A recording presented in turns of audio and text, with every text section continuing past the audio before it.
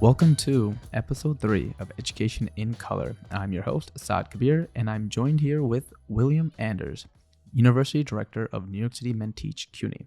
William, would you like to introduce yourself? As you said, my name is William Anders, University Director for NYC Menteach at CUNY. Trenton, New Jersey native, Clark Atlanta University graduate, also a member of 100 Black Men of New York, a member of also Alpha Phi Alpha Fraternity Incorporated, and lifelong community activist. So now I feel bad. I definitely need to join more organizations. So let's move on to our first question, which is, what was your educational experience like growing up? And what was your relationship with education and school? Funny, I was never really big into education growing up, and that's in my K through 12 experience. I just, I kind of went through the motions in school. I attended school, I paid attention, I did the work, I did enough to get by. I was an athlete in high school, right? So, football, wrestling was my sport. And that's what I really focused on. That was my community. That's what really kind of helped to grow me, so to speak. So the educational piece of it all was just kind of going through the motions. I felt like I'm a first generation college student, right? So, there was the push at home always to go to school. But, the household wasn't filled with, conversations about college and what to do next and time frames. So, I had other supports outside of the household for that. Not to say that my parents weren't supportive whatsoever. Please believe. That they instilled education into me, and it was something I was going to do. But it was just something that I was just kind of, it just K through 12 was just there. It just kind of went, Interesting. And you mentioned that you did athletics in high school. Absolutely. You said football and wrestling. How was that like? I learned a lot. So, I was still being educated, right? It just wasn't physically in the classroom. I was still, I would say through sports, I learned a lot about myself. I learned a lot of my limitations, how to push myself, and how to be a team player, and just really how to still stay focused through adversity. So there's a lot of life skills that I actually learned through sports. And I think maybe that's why also kind of like I took to sports, because in the classroom, it felt a little bit different, right? It was someone talking at me. It was somebody telling me you're going to be tested on this, and the pressure of when I need to know this in order to pass this test. So I was really focusing on just, passing tests at that point, not really, internalizing the information. But sports allowed me to actually play out some of the characteristics that I was learning to utilize, on a day-to-day basis. So I was being educated in both ways again, but I think I gravitated more to sports and excelling in sports and becoming known for that sport and being supported by, teachers, faculty, students, and peers and things of that nature. Sports became the thing because that's where all the attention was being given, was to how well I performed in that sport. So it was like, maybe I'm onto something here as a student. So that was where my excitement came into about school, to be honest. And so now I know if we ever do a retreat for New York City Menteach and we're doing flag football, I'm putting you on my team. So I want to move on to our next question, which is, Sure. Have you ever had a male teacher of color growing up? And if so, which teachers stood out the most and why? Interesting. Have I ever had a male teacher of color? One in high school. And interesting enough, that one male teacher of color was Mr. Kidashima. He was my wrestling coach. Right. It was different because the relationship we had was in the classroom and outside the classroom as well, right? So he knew my weak points. He knew how to push me in a different way. He was a science teacher, and science wasn't my strongest subject. But because of the relationship we had, he knew my potential. So he cared for me differently. He pushed me differently, which allowed me to obviously pass the class. But it was because of the relationship that was built, the trust that I had in him, that allowed me to really let the walls down and stop, kind of to keep pushing him out like other teachers and just letting him in because he was almost like a second father, so to speak. So I received the information completely different from him, so to speak. So that experience was very, I don't know, I guess the best word would be it was very enriching. It was very embracing, and it was very different from my other teachers. And you mentioned that he was your science teacher and a wrestling coach. So I want to, kind of like break down that dynamic a little bit more.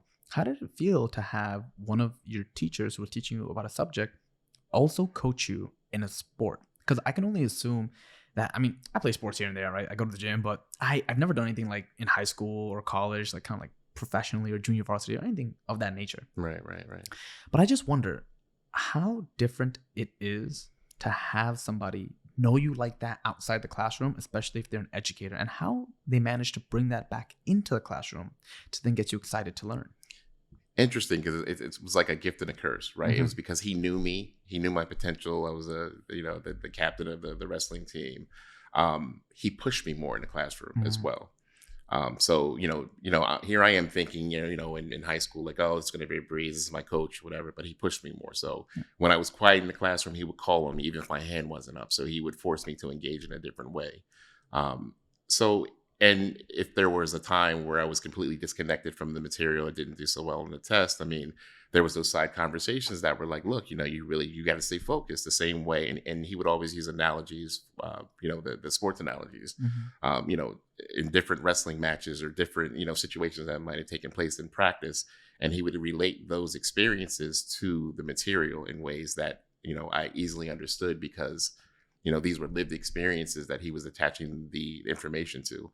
And it's weird because you're like, how do you attach science information to Mm-hmm. wrestling? But whatever gift he had, he was able to do it, and it worked.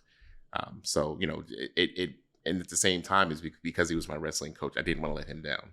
So I felt obligated to do more than just pass. I felt obligated to, what, he's investing that time into me. I'm gonna have to see this man after this class in wrestling practice, and I don't want to run extra laps. I don't want to run the stairs, and so let me do my due diligence and do what I need to do in order to not only pass the class but learn the material and not struggle in this class. So so yeah, it was a weird Mm-hmm. dynamic, but it worked. I just want to say we definitely need to copyright that idea, because if we publish this and people see, that's a Lifetime movie right there. Because you mentioned wrestling captain. So I was like, all right, Absolutely. Yeah. that's crazy. So how old were you when you joined the wrestling team and when you were the captain of that team? High school. I graduated at 17, so I mean maybe I was co-captain maybe when I was 16, and then I was captain my senior year, 17. So yeah. Interesting. That kind of leads into my next question. I mean, I'm gonna ask about your professional career in education, but not talking about this wrestling. I'm like, I wonder how William would be if he was like a WWE wrestler. But how did you start your professional career in education, and what moment made you realize that this was the work that was suited for you? Professional career in education, interesting enough, and my story is very unique to my again my experience and just my connection or disconnect with education. I was a first generation college student, as I mentioned a little bit earlier, but being a first generation college student, luckily I had supports. Like there's a program in New Jersey called Young Scholars Institute, where I had the opportunity to go on college tours and explore and see and understand the route to college, and I was on tour with a bunch of other students who also were first generation college students, right? So we were all kind of learning the ropes and all kind of internalizing the information. But it's with that experience, after graduating, once I graduated, I needed a job, right? So that's when the parents were like, all right, well, we're cutting you off, you got to figure it out. Yeah. So the first opportunity that popped up was actually at my alma mater, Clark-Atlanta University, for an admissions advisor Hmm. position. And I felt like, what better way to give back and to also open up doors for people who were coming behind me, who are also first generation college students, than to have a seat at that table and to be able to break down the admissions process to a simplified way Mm-hmm. that will help someone who does not have that same support at home or have those organizations to support them. Being able to break it down in a way that made it very easy and not seem as complicated or as heavy or as scary. So I felt like, so once I was hired as an admissions advisor and I traveled, I was responsible for the Southeast region of the country, going into different towns and going into states and cities, speaking to students about, going to college and specifically going to Clark-Atlanta University. I felt like I was able to better relate to students, just being able to simplify the information, inject a little life into the conversation. So it wasn't, the suit and tie behind the desk type conversation, but here I am sitting on the floor, or here I am sitting at a desk with them, or here I am sitting on the desk, or, in some instances, being as radical as standing on a desk, but just something different than what they were used to. And then understand, just trying to make education fun again, right? Trying to add life to it and just really understand, helping to break down the process. So that was my start in education. And it's always been about advocacy work for me. So I've been in higher ed for about 22, 23 years at this point. But each position I've ever had in higher ed was always about advocacy. How can I advocate for the student? How can I make this bureaucracy of education? How can I make these walls not seem as high to the individuals who are entering into these buildings every day? And it's really simplifying the process and giving that feeling of mastery to students of, you can master this too. These are the simple steps. Start here, and then I'll assist you along the way, or provide you resources along the way. So regardless of what position I had, in that 22, 23 year time frame, it was always about the student first and being a student advocate. I'm glad that you mentioned that whole advocacy part, because when you mentioned your first foray into higher ed, you were already focused on improving the lives of people who came after you. And I've noticed sometimes in America have this crabs in a barrel type of mentality, right? Where it's, if I had it rough, you need to have it rough. But I'm just very intrigued at what motivated 20-year-old William to think, I want it to be better for the ones that come after me, not harder. So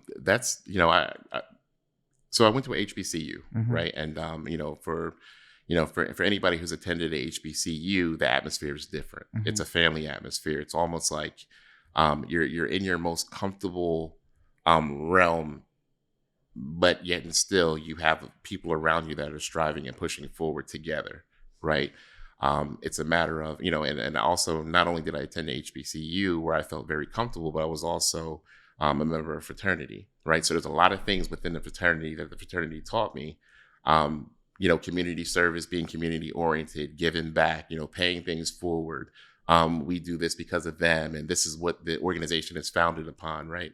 So a lot of that was really instilled in me when I was growing and really turning into or transitioning into manhood. And that was, I think that empowered me, that gave me the strength to become that advocate of having more of a voice. And I think that's, so that was the seed that was planted in my undergrad experience, and it grew. It was something that came very natural to me. Within the fraternity and on campus, I was very active in different organizations, leadership positions within those organizations. So I wasn't just someone sitting quietly in the back, but I was actually, contributing towards the outcome or the programming or the trips or the information that was being given out. So I've always played a very active role, just never really been one to sit in the background. So I would say that's really where the seed was planted. So that leads me to my next question, which is, how did you first become familiar with New York City MinTeach, and what prompted you to work with the program? That's a great question. Actually, I was interim director for the SEEK program at Brooklyn College. And the program there was thriving. The students were great. The faculty staff were great, supportive. And then once we hired the director for the SEEK program there, at around the same time, the positions opened up. And this is when NYC MinTeach first started. And, we were rolling out the program within CUNY. A friend of mine who was the director at Queens College, Norca Blackman Richards, actually said, hey, you know what? I think you would be good for this role. And, she reached out with the job description, and everything I read about the job description, I felt like was a combination of everything I've done in higher ed and also the community work that I was doing as well.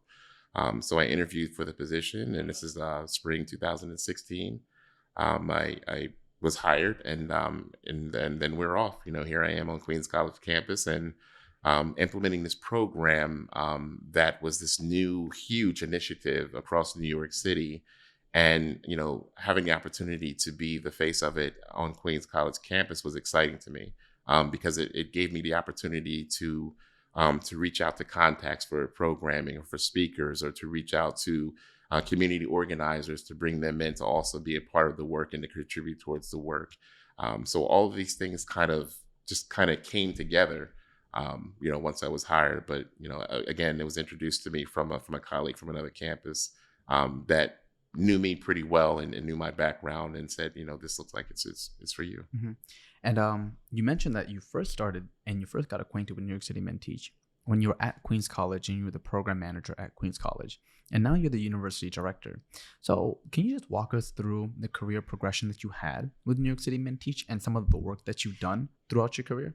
Absolutely. So, so I was the program. I was the program lead there on the campus for probably about 2 or 3 years, and then I applied for an associate director position a few years later, and I was hired for the associate director. And at the time, Patrice Fenton was the university director. A shout out to Patrice Fenton.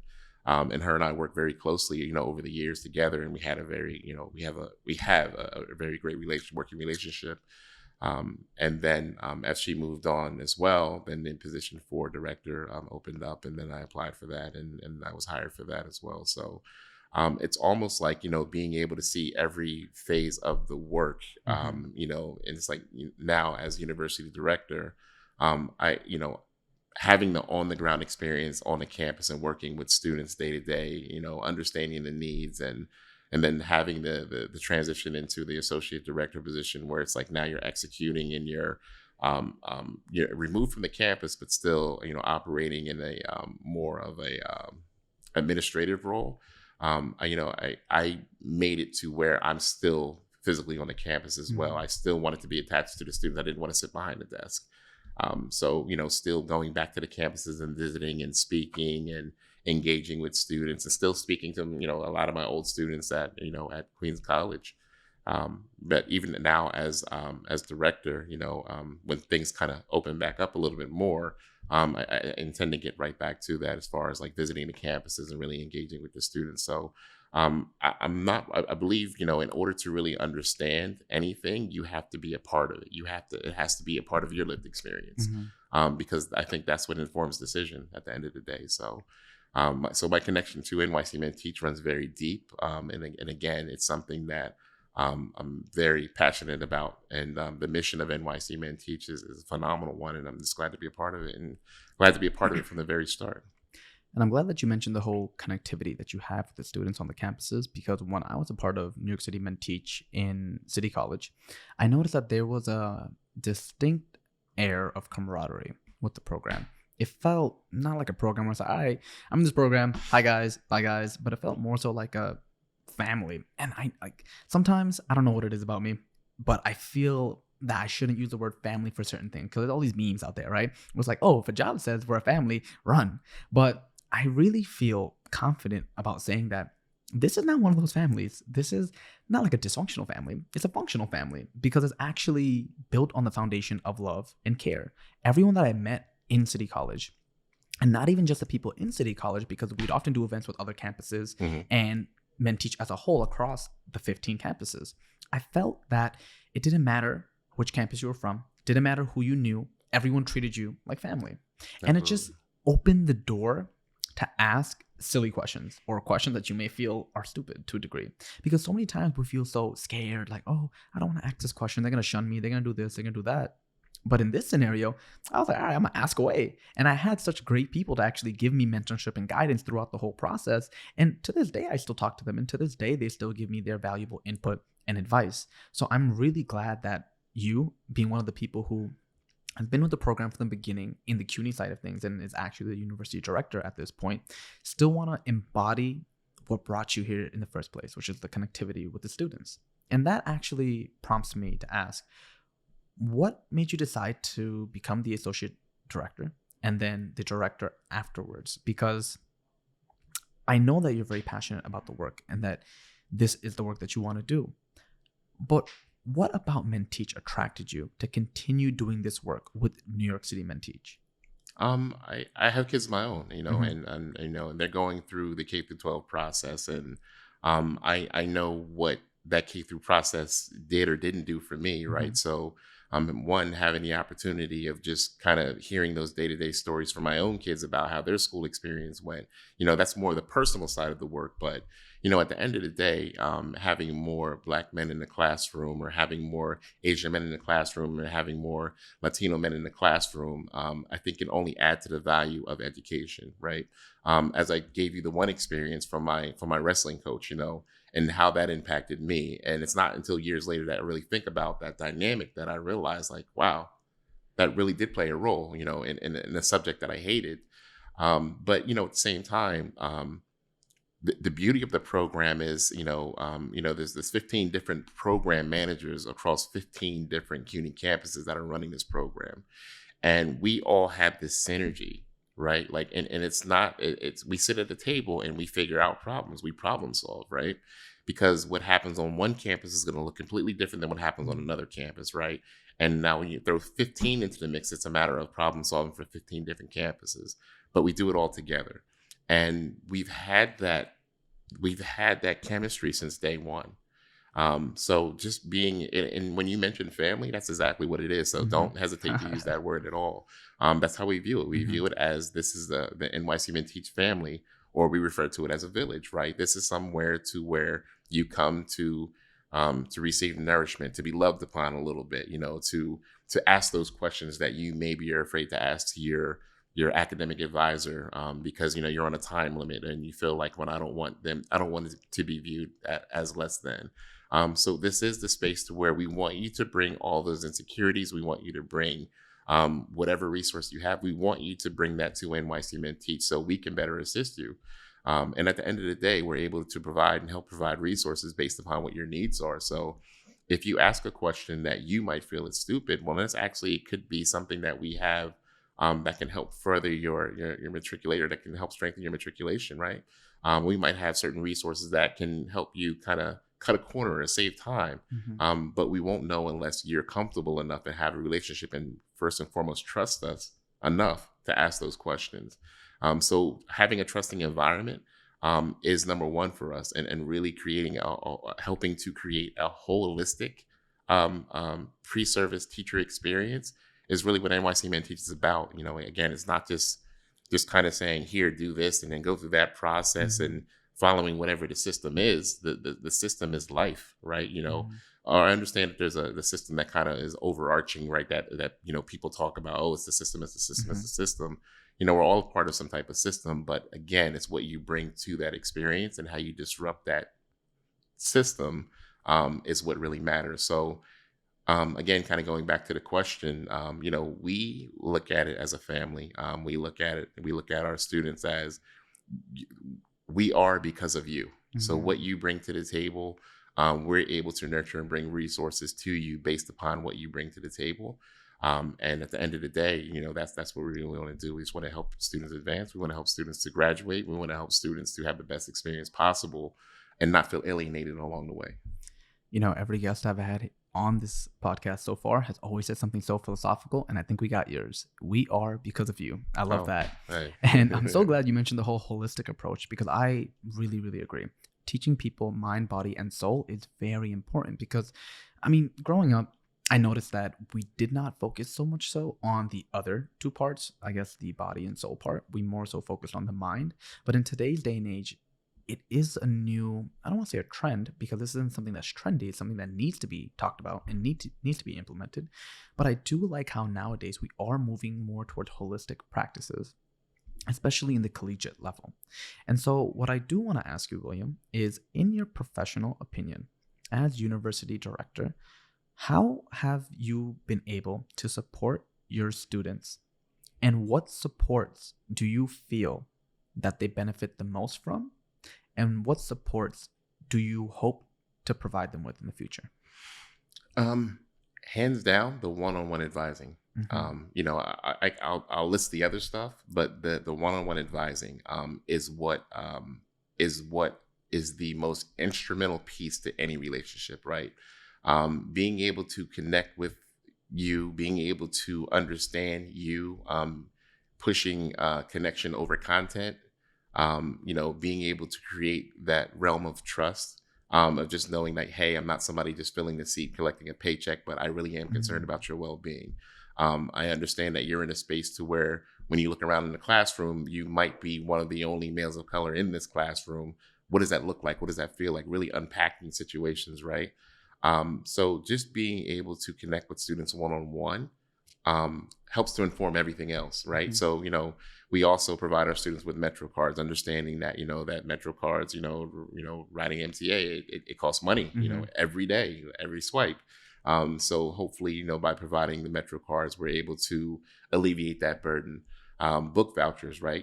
To be a college student, it costs money. Every semester you have to pay for books. And sometimes those books can, rack up to astronomical amounts, but being able to contribute towards that or to subsidize some of that, understand that, within this program, these are some of the things that we help to support you with.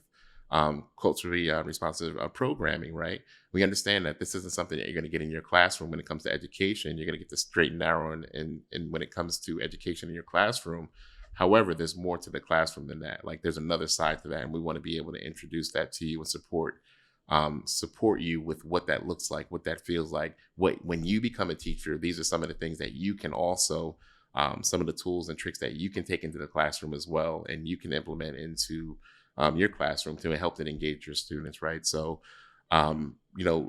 LinkedIn workshops, right? Helping Mhm. to professionalize students. At the end of the day, you can create a graduate, but at the same time, if the graduate doesn't know how to operate in certain spaces, then that experience is going to be, it might not be the best experience. So, um, so helping to create helping to professionalize, the students while they're in their going through their college experience. Resumes, right? Like focusing on all the little things that we as the professional side are aware of that are big things to us on the professional side, what we look for, what we pick apart, or when we're looking and going through job searches, this resume is this, or, oh, Right. okay, I see this is missing, or this is misspelled. These are the things that we really try to implement, or we really try to inject into the program to help students to realize like these are the things that people pay attention to. So, this workshop is really going to be about focusing on taking, again, these tools and these tricks home with you. So when it comes time for you to write that essay, or when it comes time for you to write that resume, or to go on an interview, these are things that we are able to help give you, or see there's tools that we're able to help provide you that will help to strengthen you in those areas. And so really helping to professionalize students is public speaking is also another thing, right?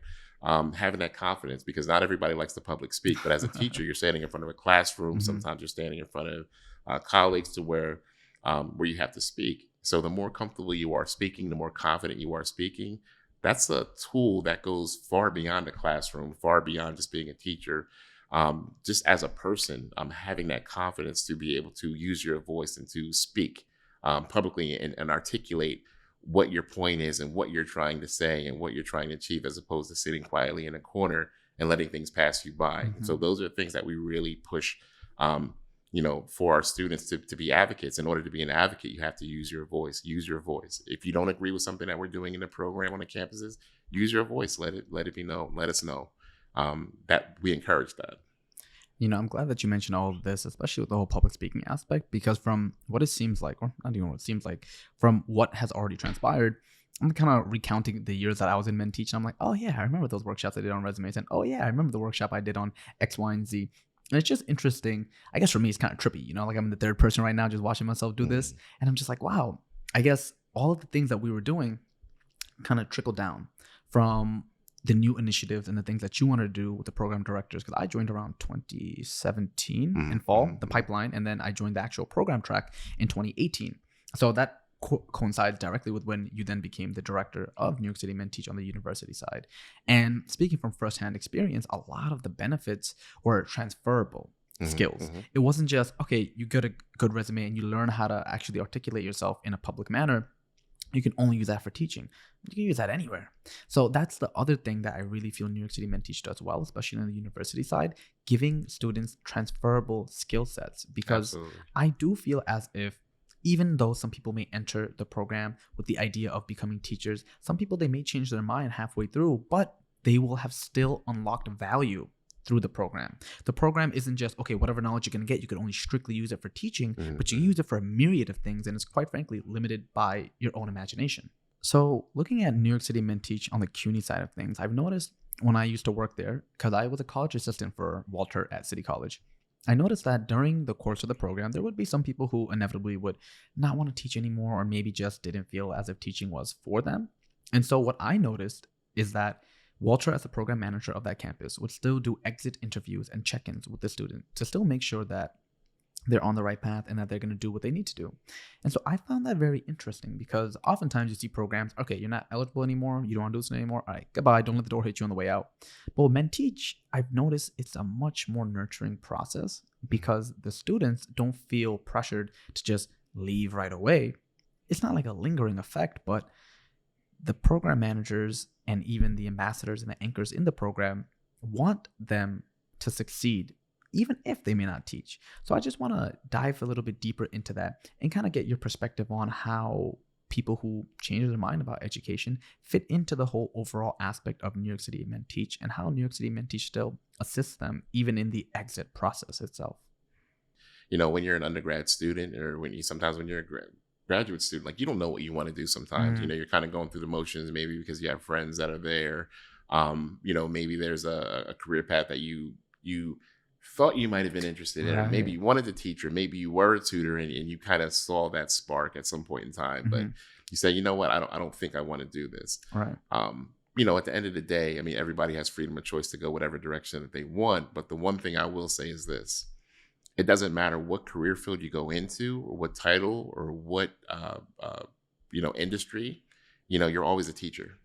You're always a teacher. You're always, whether you're a trainer, whether you're being trained, whether you're operating on a daily basis, whether you're educating someone else on the work that you are doing, you're always a teacher. Whether you have kids, whether you have nieces, nephews, little cousins, you're always a teacher. You're always a role model to somebody. Someone is looking up to you. So, just being able to kind of having those conversations, even during an exit interview, with, remembering or helping the students to remember, like, you're always a teacher at heart, whether you do it professionally or from the classroom or whatever you decide to do. And at the end of the day, we'll be here for you, but we still want you to be involved. We still want you to come through to some of our programming, because, again, as you mentioned, those transferable skills, it might not necessarily be 100% for if you're going to go into a classroom. These might be things that can help lead you back to a classroom if you decide to go another career route based upon the experiences that you get. And we understand that. And we understand that because we talk to the students.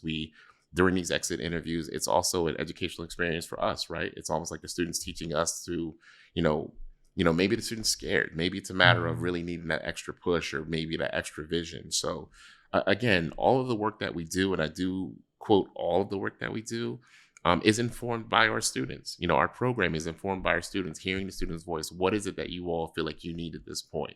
What are you going through in these classes? What can we as a program, what type of programming can we put together that can help best support you through this? And, whether it's the research is there to back it, whether it's the data that's there to back it, but what's really there to back it is the actual voice of the students that we are serving. And I think that comes first and foremost. So the exit interview, again, is a learning experience. And what we've also come to find is that a lot of students do come back, so if we do have some students that kind of, decide to go a different route, at some point in time, we always end up having those emails like, hey, remember me? I was in the NYC Menteach, about a year ago. I'm interested in teaching, or, I'm now, working after school program at this school, and I think I really wanted to get involved and become a teacher. These are all experiences that kind of help to lead students back to teaching. Something else that we also try to do, is really get the students engaged earlier, right? The traditional path of becoming a teacher, it's towards the latter part of your matriculation, to where you're now observing a classroom, or you're now student teaching, your last couple semesters in school. But within NYC Menteach, our whole goal and motive is to get you to engage a lot earlier, right? To get a feel, to get an understanding of the teaching profession way before you get to the point of student teaching.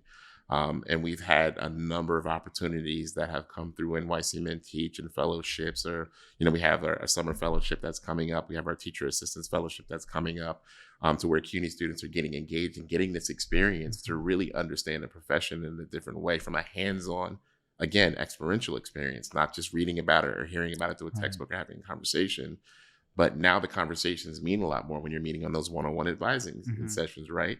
You're able to give examples. I was sitting down with Johnny, and Mm-hmm. Johnny threw a cup of water on me and started laughing, and I couldn't get mad. I had to laugh back and tell Mm-hmm. him, So it's now the conversations are full, because it's like now we're talking about the classroom aspect based on your experience. Mm-hmm. So we really try to provide as many opportunities for students to get into the classroom, to get into the school buildings, or to be around that K through 12 environment as much as possible. Because again, with that experience, it's going to inform understanding, it's going to inform learning. Mm-hmm. So what supports does New York City Men Teach on the CUNY side offer to its students? And I know you alluded to some of the supports earlier on in the episode, but I really want to dive a little bit deeper and understand the process that went behind creating these specific supports and then actually supporting these supports throughout the collegiate career of these students. The students, I would say definitely the students inform us on what their needs are. And the beautiful thing about, with the work that we're doing in CUNY and working with 15 different campuses, that, we have 15 different campus experts that come to the table, and we have these like deeper dive discussions Mm-hmm. based upon the feedback we get from the students. So, it's understanding the dynamics of New York City, understanding the dynamic of CUNY students. We also work very closely with faculty and staff on each of the campuses as well, who also support Mm-hmm. and who inject into the program as well, right? So there maybe are things that we miss on the campus that maybe a faculty member who's involved with NYC Men Teach has, maybe they were able to catch and say, hey, I spoke with this student and he told me this, or I had this student in class and they mentioned Mm-hmm. NYC Men Teach, and you all are doing, or holding this workshops. How can I be a part of it, Mm-hmm. right? So a lot of what we decide as a program is we're informed from the students that are involved. So when it comes down to again, when it comes down to something like job opportunities, realizing what the traditional lens of teacher education look like. And understanding the first time that students step into a classroom and experience teaching, maybe it's a little bit too late. Mm-hmm. And maybe if historically that has been the practice, maybe it's a little bit too late to wait till the last few semesters to get into a classroom. Right. So understanding that, and understanding that, wanting the student again to have a holistic experience and a full experience. We understand, getting them into that classroom a little bit earlier is gonna help them have a fuller, richer experience. And so a lot of what we decide to do, honestly, it comes from, it might feel like it kind of pops up, but Mm-hmm. there's always some type of strategic bottom line that we've discussed as a whole between all of the CUNY campuses. When we meet, we have very lengthy meetings, Mm-hmm. and we have a lot of information we cover during those meetings. And because we know each other's personalities in those meetings, and we understand each other, it's a lot easier to have those hard conversations of what direction we all really Right. need to go in order to best support our students. But again, the initial piece of everything that we do always comes from the feedback that we're getting from the population that we serve. And I really want to focus on, because once you mentioned 15, I was like, oh, now I remember the question I was going to ask before.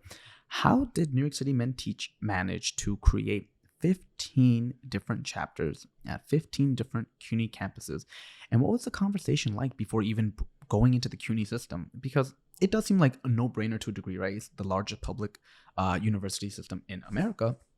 But what prompted New York City Men Teach to really get into all of those 15 campuses? And what was the behind the scenes of creating that support? Well, some of that, I mean, those 15 campuses all house some type of teacher education program, right? Mm-hmm. Whether it's a teacher education program that's preparing a community college student to transition into to become a teacher ed major when they get to the senior colleges, or rather, all 15 of those campuses do have some type of education program. Okay. So we have 9 senior colleges and we have 6 community colleges that are all a part of the CUNY NYC Men Teach Core. And the programming looks different on a community college campus than it will look like on a senior college campus, Mm-hmm. right? Sometimes with community college students, it's a matter of first getting acclimated to college, right? Right. And just really kind of understanding the ropes of survival, while at the same time also kind of speaking to the major of teaching and what does teaching look like, what does teaching feel like. But one thing that we're really big on are making sure that our community college students that are participants in the program are connecting with the senior college students in the Mm. program, right? Almost like a big brother, big sister type Right. thing, right? So we focus on the mentor aspect, right? So understanding that there's students that are in the community college, that are in the community college that are aspiring to transfer over to a senior college, right? So let's just say if you were a student at Queensborough Community College and, when you graduate with your associates, now you want to go to Queens College. So an objective of the program is really to help you make that transition way earlier than what you have suspected, right? Mm-hmm. So for instance, you're already working with individuals or you're already in program, you're in community with individuals at the Queens College campus. And, inviting, so when Queens College has a program going on, inviting the students from, Queensborough over. So that's not that student's first time walking on to Queens College campus. Mm-hmm. When they transfer, they're familiar with it because they've been going back and forth, while they were a student at Queensborough. They're familiar with some of the faculty and staff members already prior to them transferring because they've been back and forth there. And we have faculty members and staff members that are a part of NYC Menteach that support the program that they're seeing. So it's really about kind of helping ease that transition from the 2-year school to the 4-year school. By having them interact and being a part of the community at the 4-year school. And the one thing I remember, about undergrad is like when you first set foot on campus, it can be very overwhelming, Mm-hmm. right? So you don't know anyone, you don't know where classes are, you're trying to get to class in time because Right. it starts in 2 minutes and it's way across the quad and you have to get there and you don't want to be late to class. So alleviating a lot of that stress, is something that we really focused on within the program. And between those, again, between the 15 colleges, really focusing on the intentionality of we are meeting you where you are. We understand that, you're at a 2-year school. These are the tools that you'll need to get through this 2-year process, while we're also kind of slowly planting the seed for the senior college transfer. So just working very closely with the senior colleges and community colleges together, just making sure that we're best serving our students with their, with the transition, again, with just the understanding of the profession. So the language isn't so foreign when they get to the senior college and they do enter into the teaching ed program there officially. We start talking about the EAS exams and Mm-hmm. we start talking about, writing a lesson plan. It's not so foreign of a language because they've been around those students. They've heard the language through the program. So now it's just another part of the vocabulary, as opposed to it being something that they have to look up and define to figure out and understand first. It's funny. As you're saying your response, I'm just thinking about when you're talking about, oh, yeah, you first go onto campus, you don't really know where anything is, and you gotta kind of rush sometimes to get to certain classes. Man, if I had $1 for every time the escalator at CCNY was broken and I had to go to the 7th floor, I'm pretty sure I could have paid off my tuition. But that's besides the point. What I want to ask is, you're mentioning all these great supports of the program at these campuses. How would a student go about enrolling in New York City Menteach, and who would they be reaching out to at their campuses? And maybe that's off the top of your head, maybe you don't, and it's fine. But what campuses is New York City Menteach at? Ooh, okay. Kind of like a trivia round, right? It's like a pop-up quiz. So I mean, we have a website, for students that are already currently in CUNY, because the program has been active on campus for approximately 6 years now. The one thing I will say as a program we've done very well as far as we've really kind of dug our roots into the campuses, and we didn't silo ourselves off, but we work with a number of other organizations on campus, and again, different departments on campus. So the campuses are very familiar with the program. They're very familiar with the work that we do. So any student that comes to the education department says, "Hey, I want to join NYC Menteach," 9 times out of 10, the faculty or staff member is going to be able to point them in the right direction. Okay. So the onboarding process for a community college, a student does have to have at least 12 credit hours. and a 2.7 GPA, a 2 point, we try to kind of keep it somewhere in the realm of what is needed in order to um, what is needed in order to graduate from the major, right? A 3.0 is needed in order to graduate from the major in order to teach. So we try to kind of keep that in scope and work with students, right? So, maybe you don't quite have that. Maybe you don't quite have a 2.7, 5 GPA. However, you have a strong will to be in the classroom. You have strong experience. Okay, well, we see your intent. So we want to groom that. We want to cultivate that. We don't want to say, just because your GPA isn't this, you can't be a part of, because, to be truthful with you, my GPA was terrible. Right. And I would not have attended the college that I attended if it wasn't for someone looking at something more than just the GPA, to be very transparent with you. So, it's a process, and we onboard students in cohorts once per semester. So we have our fall and we have our spring semester. And we operate as they operate as cohorts. So you're familiar with the other individuals who have come in with you. You're building community with those individuals, and you're also meeting individuals who are in cohorts before you and that are going to become after you. So that's a part of how we onboard our students. So when it comes to the onboarding process, it's pretty simple then, as long or finding out where New York City Men Teach is at those specific colleges, because I would want to ask you all right, where's all the rooms in these 15 campuses where New York City Men Teach is? But for the most part, as long as a student in those campuses goes to the education department, if they just inquire about New York City Men Teach, 9 times out of 10, they'll be pointed in the right direction to the Men Teach office at those campuses, correct? And that's correct. And also, and I don't, one thing I forgot to mention, and I know the program manager would kill me for not adding this in too. So that sounds kind of harsh, right? Just saying that, they'll be able to find it. But no, the program managers do an excellent job also at tabling, being present at the different club and organization fairs that happen on campus. We have promotional items that are placed around the campuses as well. So there's a lot more to it, and I really should have elaborated to that as well. Program managers will reach out to students, as they're incoming into the college, like a welcome email to students that say, hey, welcome to this college.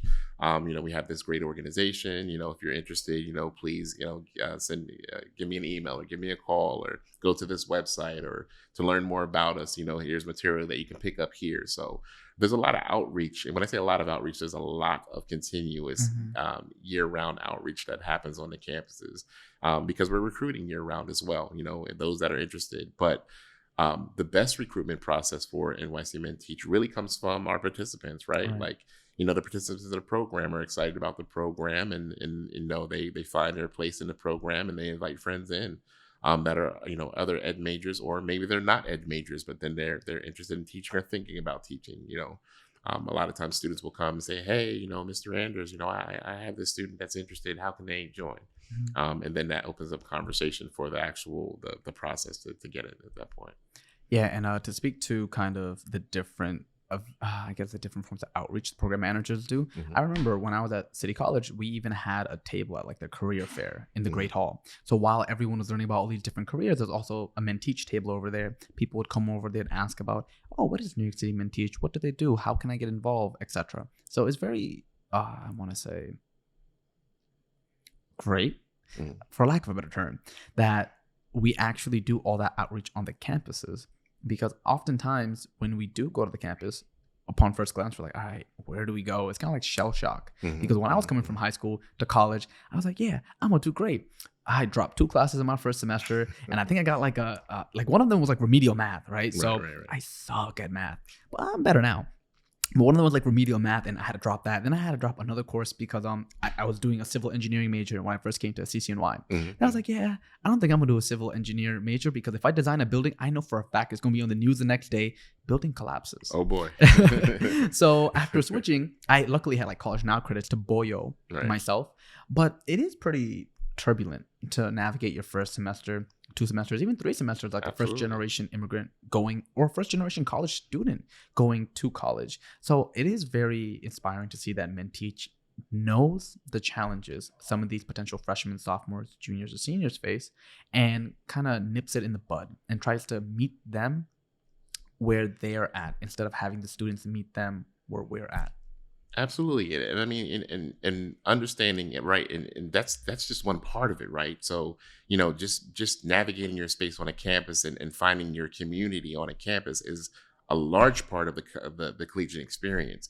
But now let's add in the teaching certification Mm. process, which is a whole nother foreign process, right? You have these exams and you have time frames and when these exams have to take place, and you have these credits that you have to accumulate through your program, and you have observation hours and you have workshops. And not only do these things cost, I mean, these things are not something that you experience every day on a campus. You're now, somebody has to tell you about it, or you have to go Hmm. to a website, you have to read through this language to understand it. You have to prepare and study for these tests. So there's so much more to it on top of what you just mentioned, as far as like just trying to survive on a day-to-day basis on a campus and figure your way out.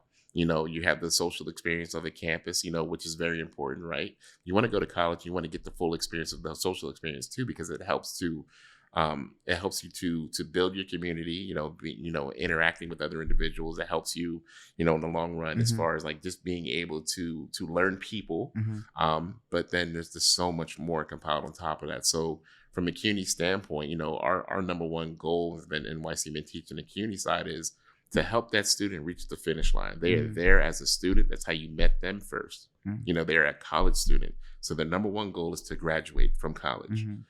and what we can do with what we do with NYC Men Teach is support them along the way, because not only are they a college student, okay, now you've expressed interest in teaching. Hmm. Okay, so here are the tools that we're going to slowly not spoon feed you, because I don't like that terminology, but that we're going to build some type of academic roadmap or some type of game plan for you along the way for you to refer back to.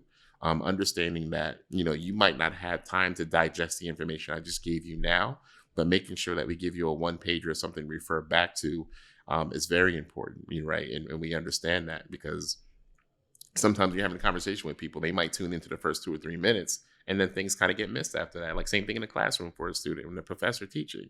So we want to make sure that you have takeaways, that you have things to refer back to. So maybe you missed it during the conversation, but maybe tomorrow you're sending me an email, Mr. Anders, on the one pager that you gave me, I know you mentioned this in our conversation, but can you explain this a little bit more? Right. So now we're able to take a deeper dive into the specific thing that you don't understand, as opposed to maybe giving you a bunch of other things that you don't need. Hmm. So again, everything is very intentional of understanding that, there's a lot of distractions that happen, as a college student. And so I gave you that's just an on-campus perspective Right. of fitting into a college campus. And then you have the teacher education aspect of learning what the state requirements are and what the school requirements are, and so forth and so on. Well, you also have a personal life, right? And Hmm. sometimes your personal life can be overbearing and distract you from those other two things, right? So being very understanding and mindful of those things as well when working with students. We ask about students, how's everything going at home, and this is Hmm. after we establish a relationship, Right. right? And a lot of times we get, students, they trust us enough to really open up and Hmm. tell us about things. And, we although still professional, we end up kind of playing like a big brother or big sister role Hmm. now too, because it's like, now we have a great relationship that with that student, and we're able to help them in other ways, or just have outside conversations to help students grow. Again, being a part of that community, again, contributing towards the trust that we have for one another. And then they see us as not just another administrator, but somebody who is genuine about what we're doing. And that's the feeling that we hope that all of our students have, that knowing that they can genuinely go to someone on Hmm. that big campus with thousands or hundreds or whatever the case might be of people, they have somebody that they can go to and be themselves and not have to worry about being judged. Hmm. That itself goes a long way. And what you mentioned about the whole social aspect, I'm curious because after the pandemic, how has New York City Men Teach pivoted to make sure that we're still giving them that social aspect, that big brother type of vibe, but also being cognizant of what was happening around in the world at that time? So COVID hit. When COVID hit, it hit. And I don't know any other way to explain it. I Hmm. mean, it was, you know, everybody was trying to figure things out, right? I mean, this is across, I'm not, whatever city agency you can think of, Hmm. everybody's trying to figure things out. And not only are you trying to figure things out professionally, But then individually, you try to figure out things for your own life and your own family, right? So a lot of our students really kind of took to, making sure that they had what they needed, or they had the supplies, or that they were in a good space, whether it was mentally, physically, of just really understanding and trying to seek the information in order to protect their family. So as we, as program leadership on the campuses, um, because we had that trust from our, participants in the program, um, that transition for us it wasn't easy, but the participants made it a lot easier for us, if that makes any sense, right? Because everything is pivoting from being in person to now everything is virtual online. We actually had an uptick in participation when we went virtual because everybody was seeking information, Right. because of the transparency that we had with the students, for 2 or 3 years prior to COVID. That transitioned into the whole new COVID protocol things, right? And we moved to more of a centralized process to where the programming that we did was now combined. So now we're not focused on it doesn't matter whether you go to York or whether you go to City College or whether you go to City Tech. This is the NYC Menteach Village, and the resources that we're providing you are for everybody, because we're all going through this, and these are things that everybody might need. Whether it's a food pantry, whether it's a affinity space to kind of get things out and not internalize things. It's a space to have our students to really have a voice and talk about what they're going through. Rather, it's a space to where you're still trying to figure out if you're going to stay in school or not, because you need to now work because our family member lost their job, or maybe you lost a family member that was the head of the household, and now you have to figure out other ways to provide. So we really kind of pivoted in a way that was so much larger than just the role of program manager, university director. It was really, when we talk about that family atmosphere, this is really where we really kind of realized that this is a lot deeper, and what we're doing and the mission that we're on with NYC Menteach is so much deeper than just the numbers. It's so much deeper than just adding teachers into the pipeline. This is where the holistic piece of NYC Menteach really kind of shined through, and those connections and those relationships that were built. It was almost like it was a great feeling. In a way, we were in a worse situation, but it was a great feeling because it was almost like the students that we were serving knew that everybody was trying to figure this thing out, and everybody came with some type of contribution, and it was a beautiful thing. Some students, rather they had information about a food pantry, maybe that was in their neighborhood. They were saying, hey, just to let everybody know that this is going on here, or if you need free COVID tests, you can get that information here. So we had students sending us stuff to give to the broader masses of the other, to all the students, and it was just a great synergy. And unfortunately, we had some, situations to where we had very close family members and children of some of our participants that were lost along the way, that we also had to be there for and console and condone, right? Because that's the human aspect of the work, right? So it was I would say it's a great pivot. I mean, I outside of the dark piece of COVID, I mean, I wouldn't change anything about how we pivoted, because I think we actually became stronger as a CUNY program, as far as the population of students that we're serving. We're serving Black and brown students, right? And at the end of the day, the pandemic hit Black and brown students harder than any other racial group out there, right? So it's like, being in those positions, we had the inside, we had those conversations, we had the trust. So we were really kind of understanding what was needed for the students at the time. So although we were still able to feed content, this is where the connection piece proved to be the strongest piece to the program. And, and I can't emphasize that enough. I mean, and I think anybody who's a part of the NYC Menteach program would emphasize the connection piece is really what leads to opening doors for everything else that we want to do. So, and it's almost like, like I get it. I get it. If I had to take myself out of my shoes and go back to K-12 and my experiences, it's the people or the teachers that I was connected with that got the most out of me, and I was able to pour into. Right. So, going through something like a pandemic that we've never seen before, that was a great, it was an opportunity for everybody, and it was an opportunity for us to really learn from them. and then us to use whatever resources we had to really help provide them and get them through that dark space. And you meant, well, when I think of it, especially the pandemic, I graduated the semester, the pandemic happened, right? Yeah. So it was kind of, all right, everything's locked. No, 2 weeks. Then we'll come back. Yeah, 2 weeks ended up becoming way longer than 2 weeks. And I blinked my eyes and I was like, all right, I guess I have a degree now. Right.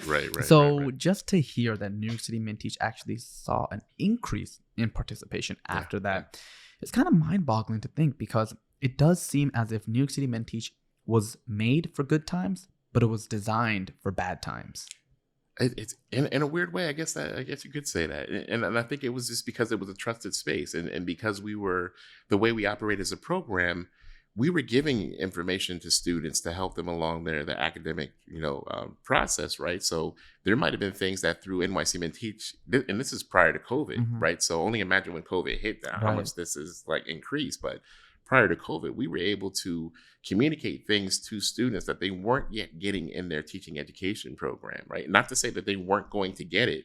We were able to give it to them at an earlier space. So they felt like, okay, well, I'm ahead of the 8 ball now. Like I'm now able to operate off of this information that I now have that hasn't been given to me yet. That gives me the opportunity to plan or to prepare.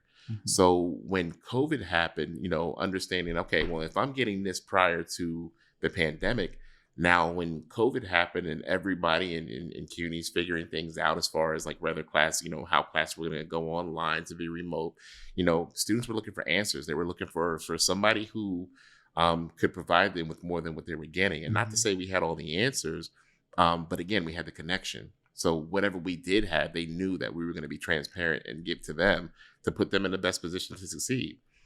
So as we continued to get information, whether it was from the CDC, whether it was from the campuses, whether it was CUNY communication, we wanted to make sure that we kept that in front of the students for them to receive so they could be successful, so they could best prepare and not feel like it was too overwhelming and then they just had to drop off the face of the earth and, no longer be a CUNY student, no longer be a part of NYC Mint-Teach.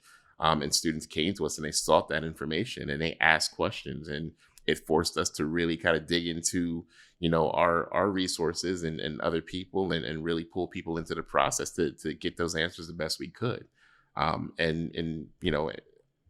It just felt really good to be in that space to where you have a trusted group of people who really rely upon you, and being able to give them those answers and being able to give them that kickback. It just felt really good to be in a position, almost like kind of like playing Robin Hood, right? Of just being able to provide for, knowing where the resources are and being able to pull from those resources and provide for individuals that need it.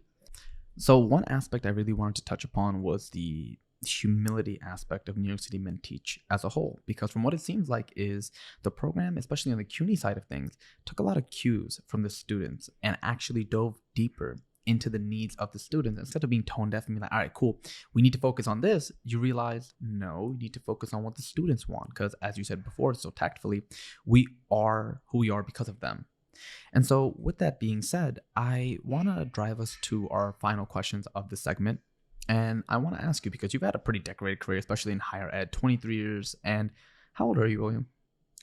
43. Yeah, because this whole time, like I work with William, I've been thinking you're like in your 30s. Well, so you said 23 years. I was like, okay, 23. This dude was in higher ed when he was 15. Nah, let me dive down deeper into this.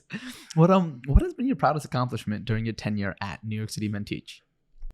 I think my proudest accomplishment probably comes every year, watching students graduate, knowing that, when they first enter into the program, how they have this ambition, how they have this aspiration, and playing a part in helping them get to their finish line, and then watching them walk across the stage, I think is one of the proudest things. And fortunately, in the program like this, is like that happens every year. And then watching students, even like yourself, become professionals and thrive in the areas that they're in. I mean, that's the greatest feeling for an educator. Education is a thankless job at the end of the day, right? So, when we operate in these spaces, we don't do it because we're looking for something in return. I think the return is watching the students that we're serving become successful or succeed in the area that they're that they want to go into. And I appreciate the insightful answer. And I'm sorry, I'm just gonna have to break the fourth wall right here. We put a lot of time and effort into editing the episode. But quite frankly, there's like a lot of construction going on outside, and we do not have the clout to be like, yo, stop all the construction right now. So please bear with us. You can hear a lot of banging and stuff. But with that being said, I do want to ask you, what are your goals for the program's future? Or what's one goal that you hope that the program can accomplish on the CUNY side of things? I mean, when you look at the statistics, and we can get into the data, you're looking at 2% teachers of color across the nation, right? And we know that teacher diversity is an issue anywhere you go. I mean, the Vice President of the United States mentioned it, Kamala Harris, as far as needing more diversity, needing more teachers of color in the classroom, right? So it's something that everybody's familiar with and everybody talks about. The one thing that's beautiful about NYC Men Teach is that we're actually on the ground doing the work, and we're successful, and we're moving the needle, right? So it's no longer a conversation. It's no longer a research project. We're not reading somebody else's research. Mm-hmm. We're actually working with real people, watching this needle move and watching those individuals move that needle.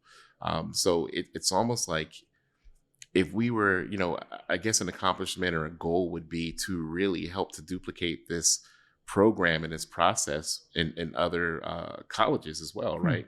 We talk about the lack of males of color that are in the classroom.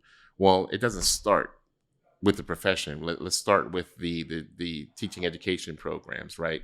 Let's indoctrinate a program that is culturally sensitive, or a community that embraces, or that creates a space for teachers of color to want to become teachers, right? And the ones that are already in the program, let's make sure that we're nourishing those individuals, right? So they stay in the profession and they transition over into the profession. So I would love to see a program like NYC Men Teach in other cities, in other states, and other university systems, just really taking on the idea of what it means to help create a holistic teacher, not just on paper, not just a matter of passing tests, but what does it mean to really go into a classroom and teach? What does it mean to be able to connect with your students? What does it mean when you have students from different cultural backgrounds, and to understand that, and to be able to teach to that, or to be able to embrace that, as opposed to, well, I only know my way, and this isn't the way that they're doing it, so therefore they're the outcast.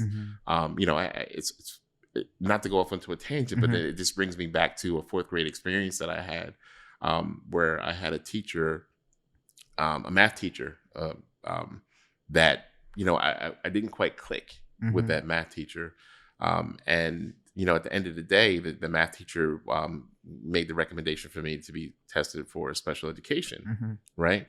My parents were very transparent with me, and they told me that like, hey, well, this is what the school wants to do, and I felt defeated. I felt like less than, Right. because, and I didn't get along with this teacher. Like, it was, the personality was just, it did not match. Well, lo and behold, Advocacy, my parents stepped in, and they went to war with the school, and they let the school know, like, no, we're going to get independent testing done. And lo and behold, I passed the test with flying colors. So now we're looking back at the teacher, like, okay, well, what's going on with you and the teacher and the student? So just understanding a space of, knowing what it feels like to be alienated, knowing what it feels like for somebody not to understand you in the classroom. Being able to implement a program that helps pre-service teachers and even in-service teachers to better understand their students on a nationwide basis, and all of these teaching ed programs and all these classrooms. I would love to see the program take off in that way, to where we are an influence or role model, or even just a model for other school systems to pick up and implement in their own way, right? Because they might have their own culture, but what are the bits and pieces that you can take that would contribute towards stepping a step in this direction to really embrace, teachers of color and diverse teachers that are in your programs and that want to become teachers. And I really do appreciate that most, if not all, of your answers are rooted more so, and this relates to what we're talking about, practice versus theory. It seems that a lot, if not most, of your answers are rooted in actual practice and how you carry forth the work we're doing. And that is something that's very appreciated, because you realize the value of, okay, this is how it looks on paper, this is how it looks in theory, but that's nowhere near as to how it looks when you actually implement it in the real world. And so with that being said, I have our final question before we wrap up the episode, which is, if you could go back in time, what would you do differently and why? And if you wouldn't want to change anything. Why is that? Um, I'm one of those people to where I wouldn't want to go back and change everything. And, and there's been times in my life where I've asked these questions before. But I'm a firm believer in everything happens for a reason, right? Everything that's happened to me in my past, everything that I've experienced or understood has led me to this point. It's informed my decision for one way or another to be more cautious, to be more outgoing, to be more aggressive, to be more hesitant, to look into things more, to research more. All of those experiences have led me to this point. So I wouldn't change anything, because the outcome could be completely different if I wanted to go back and change it, right? It could almost cause a ripple effect. Right. I could change one thing and then something else kind of falls short because I didn't have that experience. Right. So I'm a firm believer in I wouldn't go back and change anything. The good, the bad, the ugly, I think is all part of the game. And I think it's something that we can all learn from and embrace, and take those losses and turn them into wins, take that experience and turn it into opportunity. So, so that's how I live my life. And, it's something I've always embraced and I welcome it. Mm-hmm. And I'm in the same camp with you. I wouldn't want to change anything either. However, when I was in 9th grade, I don't know what got over me. I had a bowl haircut.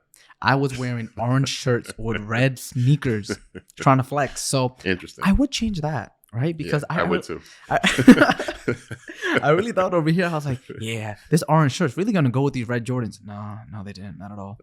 But with that being said, William, I'm so glad that you took the time to come onto this episode and actually shine a little bit of light into the CUNY side of New York City Men Teach, because I often feel as if there's sometimes a confusion between what we do in the DOE side and then also on the CUNY side. But it is just very nice to know on the collegiate side of things, we have someone like you who's very rooted in all these advocate methods, and then also listening to the participants in a student-centered fashion, heading the change for New York City Men Teach. So with that being said, I want to ask you, are there any stakeholders, people that you feel that you need to shout out before we wrap up the episode?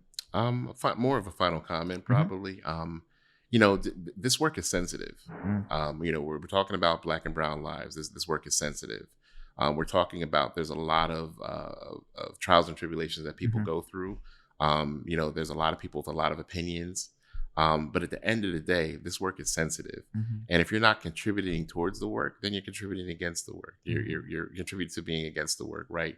We need more individuals who have an understanding, who have skin in the game to contribute towards the work and to join NYC Men Teach. And if you feel like there's pieces of the puzzle that can make it better, contribute that towards the pieces of the puzzle that can make it better. We don't have all the answers. Again, like I said, a lot of our work is being informed from the participants that we're working with. But it takes a village. At the end of the day, that's really it. I mean, it's a lot of work, and it's a lot of we have a lot of dedicated individuals that understand the greater outcome, right. And that's the individuals, the program managers, that's the DOE ambassadors, the recruitment team, the teacher development team. I mean, we all work together and we all have this understanding, and that's the beauty of it with these different city agencies. It's not a matter of, who needs what. It's a matter of what do our participants need in coming together.